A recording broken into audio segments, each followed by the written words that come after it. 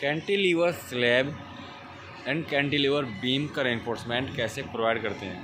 तो आज वीडियो में हम सीखेंगे cantilever beam and cantilever slab, जिसको आप छज्जा बोल सकते हो। जो छज्जा होता है उसका जो रेनफोर्समेंट जो सरिया होता है वो कैसे प्रोवाइड किया जाता है। तो ऑलमोस्ट देखना होगा आपने, अगर बीम के साथ है, अगर स्लैब के साथ में बीम क्रॉस हो गई तो क्रॉस से आपके पास छज्जा हो गया है, तो उसका रेनफोर्समेंट अलग तरीके से माना जाता है।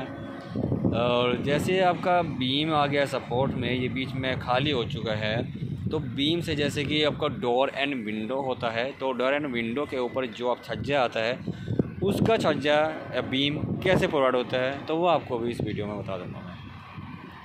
तो जैसे कि सबसे पहले हम जान लेते हैं कि ये one way slab and two way slab कौन सी होती है।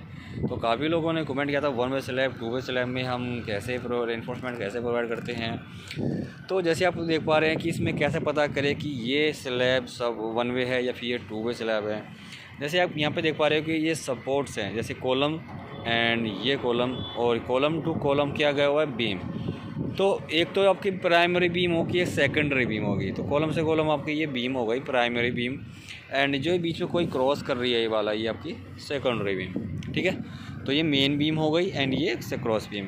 तो जैसे ये बीम सपोर्ट, ये आपकी स्लैब है, तो चारों साइड क्या है, सपोर्ट है। तो सपोर्ट चारों साइड क्या हो गई, बीम की सपोर्ट हो गई। तो स्लैब का जो लोड कहाँ पे ट्रांसफ़र हो रहा है, किस पे सपोर्ट कर रहा है, वो बीम पे सपोर्ट कर रहा है। तो बीम के ऊपर लोड आ रहा है, तो चारों तरफ बीम की सपोर्ट हो गई। अब ये स्लैब का जो अंदर की जो दूरी बची, अगर लंबाई 12 फीट है या फिर 10 फीट है, चौड़ाई आपकी 5 फीट है, अगर आपकी जो लंबाई है L/X, मतलब कि Y/X, या फिर L/बाई ब्रेथ, लंबाई divide by breadth equal to 2, या फिर 2 के बराबर हो या फिर 2 से ज़्यादा होती है, तो वो होती है वन वे स्लैब। जैसे कि लंबाई हो गई 10 फीट और चौड़ाई हो गई 5 फीट, तो 5 दूनी 10, तो ये मतलब ये 2 के बराबर आ रहा है, तो ये क्या हुआ, वन वे स्लैब। अगर इसकी लंबाई है 13 फीट, चौड़ाई हो गई 5 फीट, तो 5 दूनी 10, तो ये 2 पॉइंट समथिंग आ रहा है, मतलब 2 से ज़्यादा आ रहा है, तो ये भी क्या हुआ, वन वे स्लैब। अगर इस स्लैब की 9 फीट लंबाई है, 5 फीट चौड़ाई है, तो 5 दूनी 10 फीट होने चाहिए लंबाई पर, लेकिन ये 9 फीट, तो ये 9 फीट क्या हुआ, कम हुआ। 2 से रेशियो क्या हुआ, बराबर 2 किसे क्या हुआ, 2 से कम हुआ।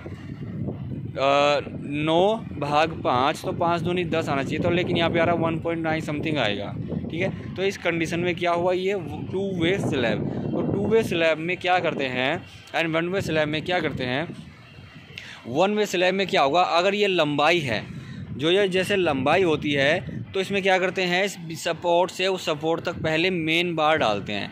तो मेन बार ऐसे पहले मेन बार डालेंगे, तो मेन बार क्या होना चाहिए, उसका डाया भी मोटा होना चाहिए, या फिर आपको इक्वल डाया भी रख सकते हैं, उस पर सपोर्ट नहीं करता है, बट लेकिन जो मेन बार है ऐसे सपोर्ट करते हैं। ठीक है, तो क्योंकि जो लंबाई होती है, जैसे कि जो हमारी हथेली लंबाई है ये चीज़, अगर इस पर लोड आएगा तो वो अंदर की तरफ बैंड होगी, वो अंदर की तरफ बैंड होगी, तो इसलिए पहले इसको ये सरिया हम ये पहले ऐसे प्रोवाइड कर देंगे।